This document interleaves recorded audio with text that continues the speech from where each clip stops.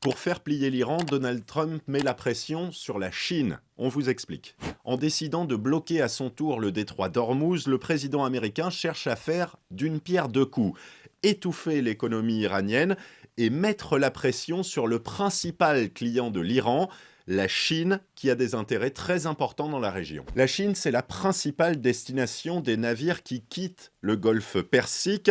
Un bateau sur 3 qui emprunte le détroit d'Ormuz fait route vers des ports chinois en transportant des hydrocarbures. La raison est simple, la Chine achète près de la moitié de son pétrole dans la région, dans les pays du Golfe bien sûr, mais aussi en Iran, où Pékin profite de tarifs bon marché. Depuis le début de la guerre, ce trafic n'a pas cessé. L'Iran a continué de faire transiter des millions de barils de pétrole vers la Chine, car c'est une ressource absolument essentielle, cruciale pour Téhéran.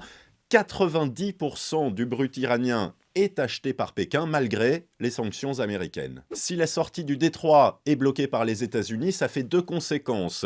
Plus de rentrée d'argent pour l'Iran, plus d'importations possibles pour Pékin. C'est comme ça que Donald Trump espère parvenir à ses fins.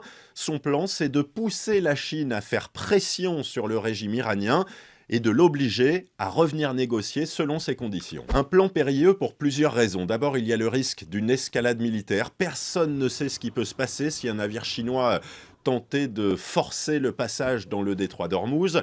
Ensuite, cette pression économique, elle est incertaine, car si l'économie chinoise souffre effectivement de la situation, elle n'est pas non plus encore au bord du précipice. Et puis Pékin peut aussi prendre des mesures de rétorsion, activer certains leviers pour faire pression à son tour sur Washington à quelques mois des élections de mi-mandat cruciales pour Donald Trump. Ça promet un sérieux bras de fer alors que le président américain doit se rendre dans un mois tout juste à Pékin.